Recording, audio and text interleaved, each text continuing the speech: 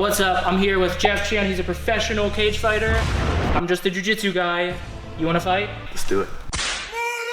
This will be a classic anything goes type of fight. You wanna punch him in the face, be my guest. Kick him in the doodads.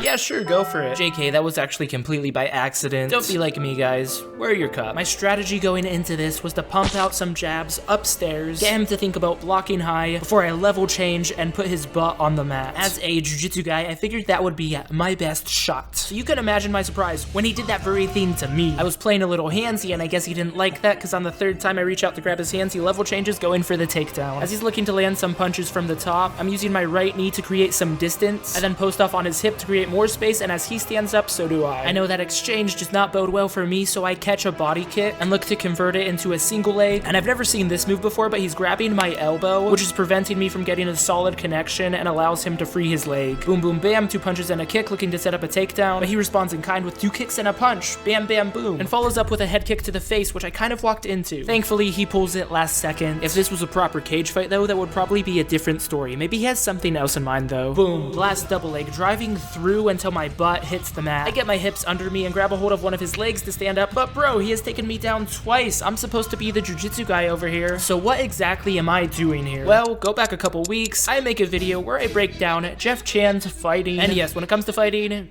he definitely knows his shit, as you can kinda tell. So when he asked me if I wanted to fight him, well, of course I couldn't say no. So I went straight down to the airport, booked the first flight from Las Vegas to New York City.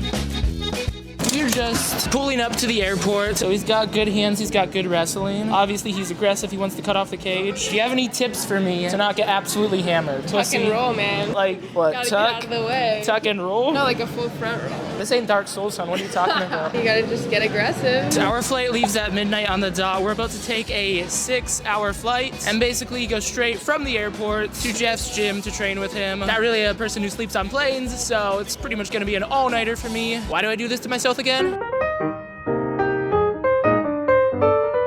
My performance in our little scuffle was, but you know, it's best out of 3, so I've still got a shot at redeeming myself, showing who the better Asian is. And our next round is gonna be a strictly jiu-jitsu round, so I kinda like my odds going into this, if you know what I'm saying. But first, I was gonna have to take some pointers on how to improve my stand-up, at least long enough to score a takedown so I can use my jiu-jitsu. I really like the cross because it's so long. A lot of people, they just throw the cross like this. Yeah, watch when I commit.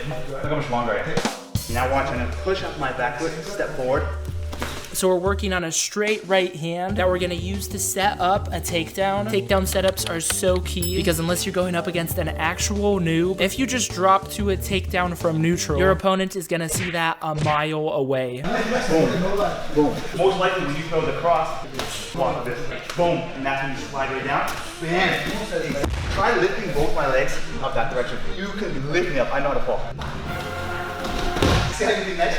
Pick me up, slam me. Yeah, I don't know if I can do that, man. I'm just that nice of a guy. You gotta just get aggressive. Okay, bet. Boom, push off this foot. Yes! Well, okay, I guess girls actually do like assholes. Hey, Andrew, let's do a coffee. Now that I have perfected the art of the takedown, it is time to get into some jiu-jitsu. This is my one shot to redeem myself, so if you could say a prayer to John Danaher for me, really appreciate that. Thank you. Jeff decides to start the round in this uber low sumo stance. Some of you may be thinking he's trying to defend takedowns. However, it should be obvious he's just trying to show off those massive quads that he has. I'm on to you, Jeff. Off the collar tie, I drop to a single leg. He goes for a Kimura counter, but because my head's on the outside, he's not able to drape his body over my head, so I can grab a hold of my wrist and big bro my way out of it. We engage in some more hand stuff, but I honestly think Jeff's a little more of a foot guy. And right on cue, he goes for the Steezy McTwist 9000, but all I have to do here is kick my leg away from him and it's just a nothing sandwich. I'm looking to pummel my grips inside of his so I can set up some sort of takedown. He's giving me hella go with the flow vibes right now, but then switches it on a dime, shooting into a nasty double leg. I'm threatening with a choke, which forces him to pull his weight back, allowing me to shoot my legs out underneath me again. I'm looking to bend his neck and lock up a Darce choke, but he's using his hands to create a little bit of space, and when I look to switch my grips, he's able to stand up. That scramble was a little tiring, so I'm looking to reset from neutral, but he's having none of it, instantly shooting for another takedown, and he immediately flops to my left side, threatening a guard pass, which forces me to bail on the guillotine choke. He's trying to apply the smash to my legs for a pass. As he does, I push on his head and try to stand up, but he threatens with a back take, so I'm forced to sit back to my guard. But then he just kind of lets off the pressure, so I'm like, okay, I'll stand up, thank you. After a failed failed single leg attack, I decide to throw him for a curveball and look to spin for the McFlippity-Flop 9000, but he sees that coming from 2 miles away. He attempts that flop bypass again, but this time, as I push on his head, I'm able to get my left foot underneath me, standing up. Then I just take off running like I'm Floyd Mayweather. My wrestling ain't been working, so f it, go for a guard pull. I immediately ankle pick him, but he grabs a hold of my feet, which keeps me from getting them underneath me, which is what I need to do to come up for the sweep, yet again denying me top position. As I sit up into him, he dives over for the Kimura trap. He doesn't have the tightest grip, which allows me to free my arm. Out of the scramble, I lock up a Darce choke. From here, I need to chop him down to his side to finish, but he's doing a good job of keeping his elbows wide and also walking his hips away from me. I'm feeling the choke about to slip, so last second I run to the back. He instantly stands to his feet. I throw a hook in, but he rolls forward. Out of the scramble, I'm looking for the top position, but he's able to pop up to his feet. But I give him the Dark Anakin shove, repelling him all the way across the building. I really don't think he was ready for that. I think I may have just turned this round in my favor. Oh yeah, just look at that. He just whiffed another leg lock attack, and now he's running away from me. Yeah, that force move was definitely the thing I needed. I look for some fancy pants submission, but doesn't really work out. It's all good though. I know I'm in his head, so I go for this loosey-goosey little ankle pick thingamajig, but it's loose, so he kind of just flops out of it. I may have messed up. He doesn't have a good grip on me, so I stand up and try to run away from him, but he's on me like glue with that body lock, picks me up and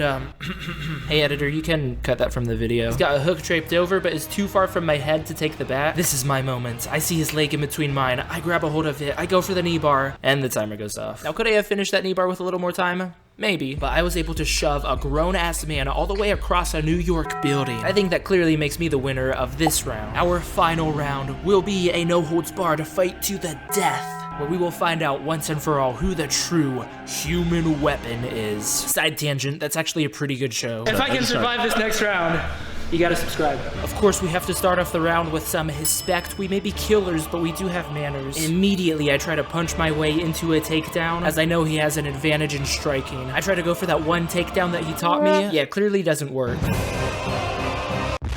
Okay, I'm gonna take that back. It works if your name is Jeff Chan. I'm trying to close the distance and off-balance him, but he's trying to create distance to land some punches. Since he's standing up, I go for the Noob Slayer sweep, but unfortunately for me, he is not a noob. But he is punching me in the bread basket. Unlike Jiu-Jitsu, this is not a place to hang out. He's punching his way into a guard pass. I turn into him, grabbing a hold of his leg, but he sprawls out and goes behind me. This is a bad spot for me to be in. But I can feel that he's let off the pressure a little, so I stand up to my feet, grab his wrist, and turn back into him. This is not looking good for your boy. If there was ever a time I needed a miracle, it's now. Gotta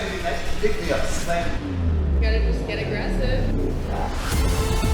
Sweet Mother Teresa, it actually worked. I now have him right where I want him. I'm smashing his hips and I've got his shoulders flat on the mat, which allows me to easily step on over into mount. His elbows are way open, which means I can take home whichever arm I choose to. I'm about to finish this fight. I switch my hips for the surf armbar. Oh, but what is this? You know, if I couldn't tell better, it looks like I wasn't even trying there. So I gotta keep it real with y'all here. He clearly let me get that takedown. If he was fighting it, I wouldn't have got it. And honestly, I just wouldn't feel right if that was the end of the fight. With 10 seconds on the board, he shoots a double leg, picks me up, and sets me down nice and gentle. I go into an ankle pit, which he immediately attacks a heel hook off of. But you know, I ain't tripping at all, because everybody here makes the mistake of not clamping down with their hips, so there's really no threat.